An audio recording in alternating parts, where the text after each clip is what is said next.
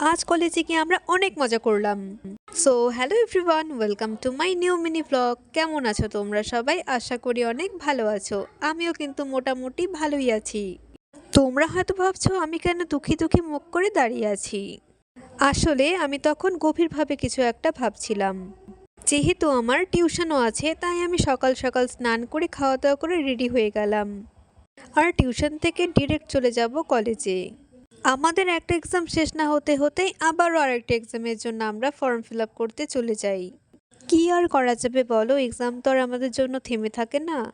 তবে এই সেমিস্টারে আমরা খুবই কম টাইম পেয়েছি। শুনছি ডিসেম্বরের ফার্স্ট উইকেই নাকি আমাদের এক্সাম স্টার্ট হয়ে যাবে। তার জন্য আমি খুবই চিন্তিত। অনেক বড় সিলেবাস এমনিতেই, তার মধ্যে এত কম টাইম। আমি জানি না কিভাবে আমার সিলেবাস কমপ্লিট করব। তোমরা হয়তো এখন অনেকে আমাকে কমেন্ট করে বলবে ফেসবুক না করে পড়াশোনা করো, তাহলেই সিলেবাস কমপ্লিট হবে।